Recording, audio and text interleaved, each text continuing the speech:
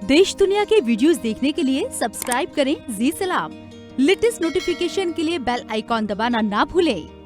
लेकिन प्रहलाद जोशी और इसके अलावा जिन दो और नामों का आपने जिक्र किया बात साहब, रेस में प्रहलाद जोशी ही सबसे आगे क्यों? क्या उसके जवाब हम अपने नाजरीन तक पहुंचा सकते हैं?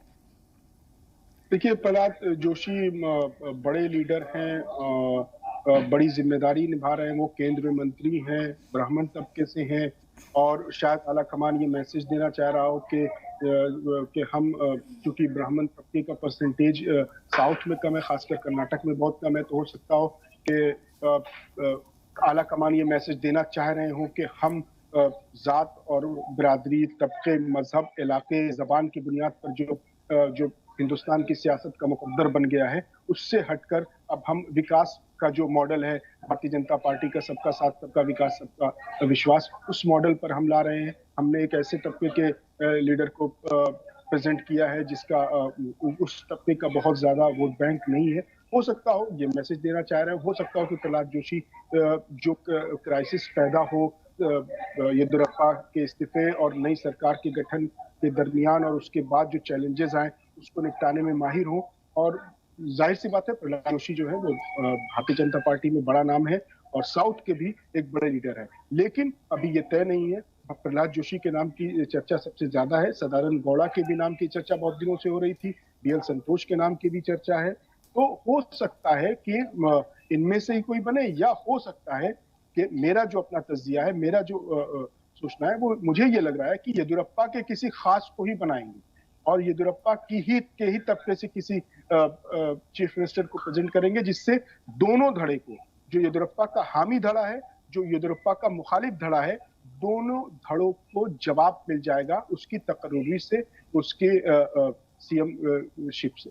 जी, आपने येदियुरप्पा के खास लोगों का जिक्र किया अब्बास साहब। अभी शोभा जो एमपी हैं कर्नाटक में, उनको अभी जो काबीना तौसी हुई मरकज में, वहां जगह दे दी गई, तो येदियुरप्पा की काफी खास शोभा मानी जाती हैं। तो क्या ये मान लिया जाए इसके बाद ये एक तरह का इशारा था कि अब आइंदा जो सीएम कर्नाटक का होगा वो उनमें से कोई हो सकता है जो येदियुरप्पा के खास ना हो? कुछ भी हो सकता है। देखिए, आला कमान ने क्या सोचा होगा, क्या सोचकर, मैं बार बार कह रहा हूँ ना ये बात, कि हो सकता है कि आला कमान कोई बहुत मजबूत कदम, बहुत ही मजबूत स्टेप उठाने जा रहा हो, क्योंकि येदियुरप्पा, मैंने कहा कि येदियुरप्पा उस शख्सियत का नाम है जिसने 2008 में भारतीय जनता पार्टी के लिए साउथ में दरवाजा खोला है। वो कोई छोटा मोटा लीडर नहीं है और उसने जीत दिलाई है अपने अकेले दम पर। उनकी जो कैरेक्टर, उनका जो किरदार, उनकी जो मेहनत थी, उससे बीजेपी को शिनाख्त मिली है साउथ में।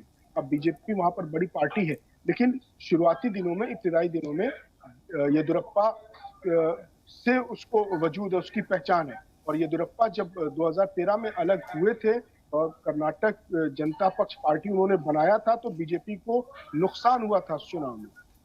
इसीलिए 2014 के आम इंतखाबात से पहले येदियुरप्पा को बीजेपी में शामिल किया गया।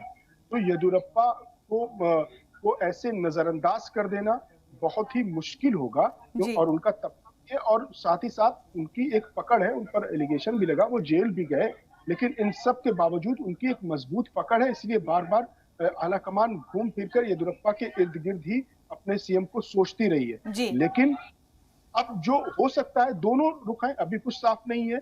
जो नाम उनमें से कोई आए या कोई एक नया नाम आ जाए, हो सकता है ऐसा हो, या हो सकता है कि ये दोनों धड़ों को साधने के लिए कोई ऐसा नाम हो कि जिससे पार्टी में के अंदर जो असंतोष है, विधायकों के अंदर जो असंतोष है, कार्यकर्ताओं के अंदर जो असंतोष है, उस असंतोष को खामोश करने के लिए बीजेपी की आला क़यादत कोई ऐसा नाम ले आए जो साफ सुथरी छवि का हो, जो तमाम धड़ों में, पार्टी के अंदर, पार्टी के बाहर मकबूल हो, कबूल हो। जी।